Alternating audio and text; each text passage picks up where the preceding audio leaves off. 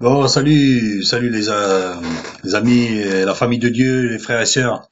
Salut, alors, vous savez, peut-être on est des bébés spirituels, là, comme il disait dans Hébreux 5:12. Donc ça peut arriver, hein, moi-même aussi, ça peut arriver, donc on a besoin du lien encore. Même après des années, des fois, hein, on a besoin du biberon, là. Bon, tétine spirituelle, bon, pourquoi pas. Hein. Moi, je suis pas parfait, hein. Je viens pas là pour donner des trucs, mais bon. Ce que je veux vous dire, c'est que y en a qui en profitent justement pour en rajouter une couche, une sérieuse couche, quoi. Donc c'est là que ça glisse un peu. Sinon, si vous regardez dans 1 Jean 2, 20, chapitre 2, verset 20, donc à 27, ben vous voyez que le Saint-Esprit nous enseigne déjà. Nous avons tout pleinement en Christ. À partir du moment où nous avons en Christ, nous sommes en Bluetooth, en système Bluetooth. Bluetooth spirituel, l'esprit, le même esprit que les anciens avant, nos aïeux spirituels, eh ben, ils nous enseignent. Ils nous enseignent, on a accès au même esprit. Donc c'est extraordinaire, une source divine, là, directement qui donne ça à ses enfants. Alors vous regardez dans Jean, chapitre 6, verset 45, pareil, Hébreux 8, 11. Hébreux 8, 11. L'ignore, c'est là. Donc, et Jérémie 31, 31, 34. Jérémie 31, 34. Voilà. Enfin, je dis qu'ils en remettent une couche parce que il y en a certaines personnes là qui, comme on dit, personne n'enseignera son prochain parce que tous auront la connaissance. Cette connaissance, nous l'avons. Évidemment, ça ne veut pas dire que l'enseignement est mauvais. Il y a des fois, on aime bien écouter les messages. Hein, il y a des messages et tout ça. Mais le plus valorisant, c'est d'avoir des témoignages, des choses que les gens y font, les pasteurs ou même le frère de base là. Faut le faire monter à l'estrade un peu, puis qu'est-ce qu'il a, quelqu'un a un témoignage aujourd'hui? Ah ouais, c'est bien. Et là, ça enrichit les expériences. Voilà, on a parlé à des personnes donc sont venues, on a prié, ils sont guéris. On a fait une quête et puis on a pu donner à manger à certains, etc. Là, c'est valorisant. Maintenant, ce qui se passe, on donne beaucoup je dirais, des sermons en micro-ondes. C'est toujours le même enseignement, mais on change de sauce, mais c'est toujours la même barbaque, ouais. Et ça valorise plus la personne qui parle que les autres, parce que bon, finalement, vous savez très, très bien, hein, bien souvent, on connaît ces choses-là. On connaît ces choses-là. Il est mignon le petit lapin, hein. On connaît ces choses-là, mais voilà donc bon évidemment ça fait du bien, je dis pas. Hein. Mais voilà, le plus important c'est quoi? Sans compter que aussi qu'est-ce que nous dit la parole là? Vous savez, la foi disparaîtra, la connaissance, tout ça disparaîtra. Qu'est-ce qui est le plus important? Je vous le donne en mille, vous le savez, c'est l'amour. Donc aujourd'hui, il faut valoriser ça. La communion fraternelle. Regardez dans les actes des apôtres. Pas de riches, pas de pauvres, toutes choses en commun, etc. Et nous, on fait quoi? Pour enseigner, on est fort. Mais quand un frère est dans la détresse, est-ce que vraiment on est là présent? Donc c'est ça qui compte. C'est ça qui compte, c'est pas l'enseignement. Ça valorise donc les personnes qui enseignent. Et oui, évidemment, moi quand je dis des choses à des personnes, je témoigne. Comme tout un chacun des chrétiens, on parle, et les gens des fois, bon, on tombe sur des gens qui veulent pas, mais il y a des gens qui sont là. On leur fait comme découvrir quelque chose, on se sent valorisé, c'est normal. On est content d'avoir appris quelque chose à quelqu'un. Mais après, de là à en faire, je dirais entre guillemets un métier et puis que ça perdure, bon,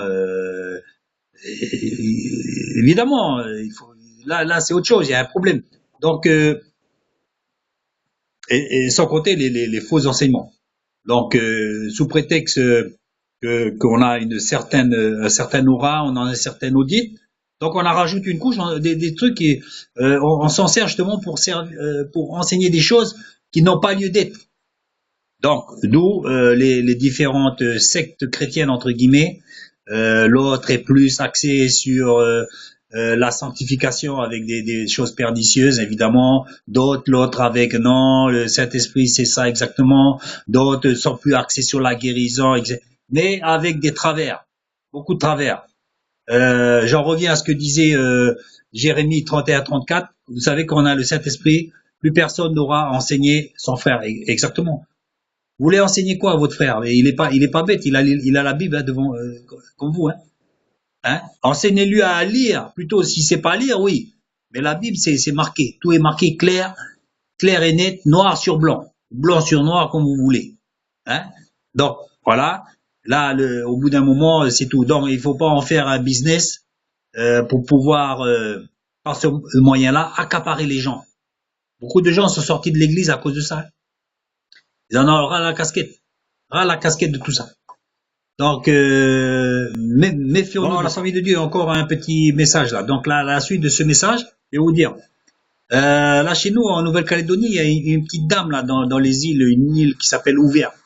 Une petite dame qui paye pas de mine, là, mais franchement bien simple. D'ailleurs, chez elle, elle a dit la simplicité, le confort plutôt. Ben, elle est simple, hein, mais le confort, c'est quoi? C'est dans ce qu'elle apporte aux gens. Et c'est vrai.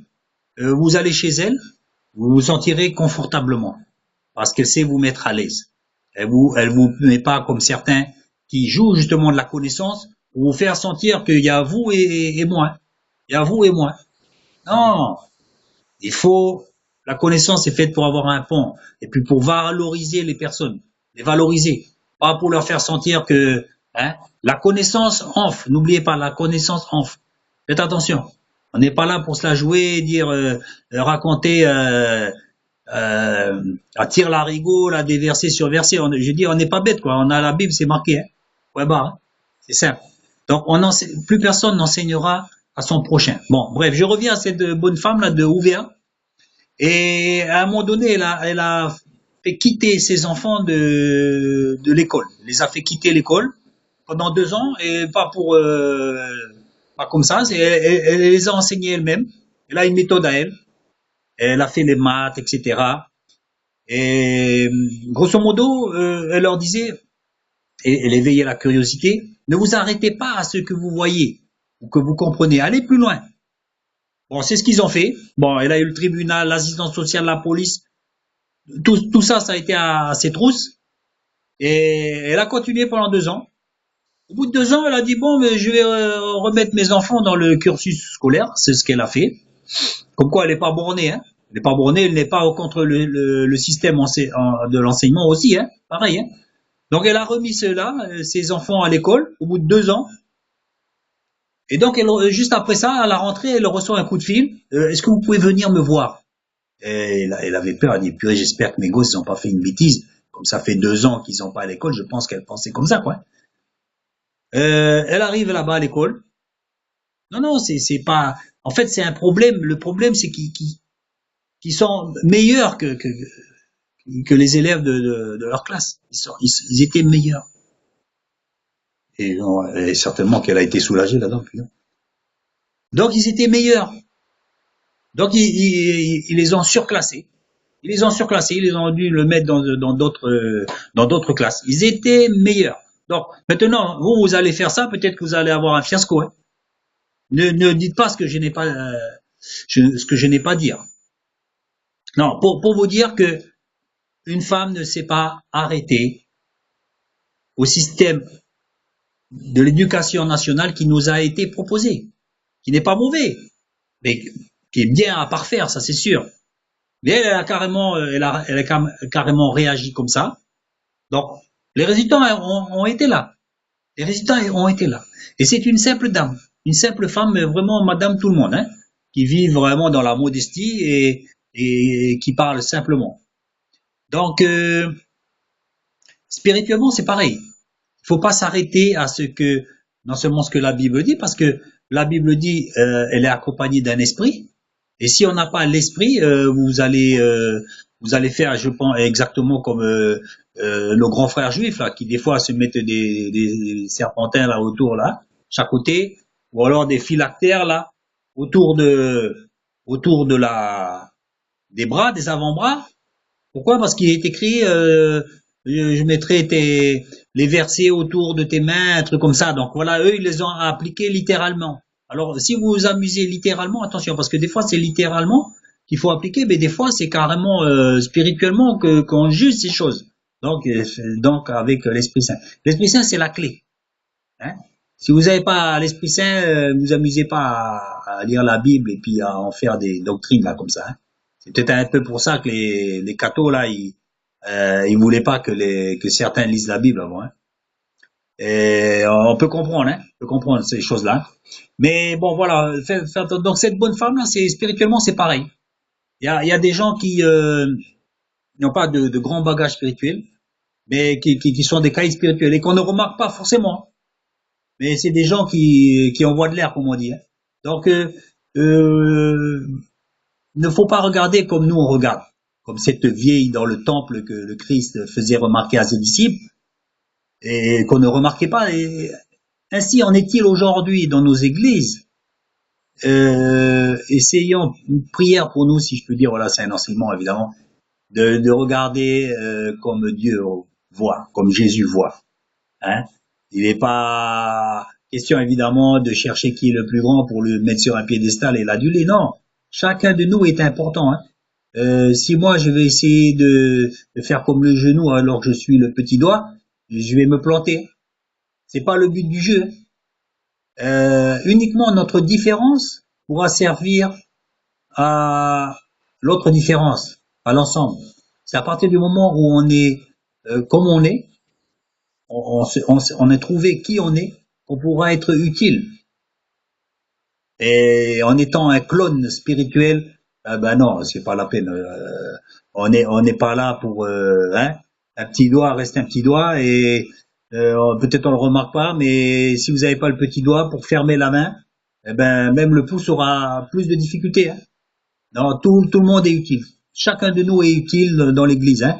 Méfiez-vous donc de l'enseignement. Je le répète dans Jérémie 31-34, plus personne n'aura à enseigner son prochain, car tous auront la connaissance. Il est bien évident qu'il y en a qui enseignent pour se valoriser, mais valoriser, c'est pas valoriser l'Église, mais c'est se valoriser eux-mêmes. Donc le plus important, comme dit la parole, hein, c'est l'amour. Hein. La communion fraternelle, c'est ça le plus important. Passer du temps à enseigner, c'est, je crois, contre-productif. Lire des enseignements qui sont déjà dans la parole, ça on peut le faire. Le plus important, c'est développer la communion fraternelle, car les prophéties prendront fin, la connaissance aussi, la foi même, et seul l'amour restera. Donc c'est la communion fraternelle. Donc c'est là ce à quoi nous devons nous atteler urgemment. Salut les mecs, la famille de Dieu. Hein. Ciao.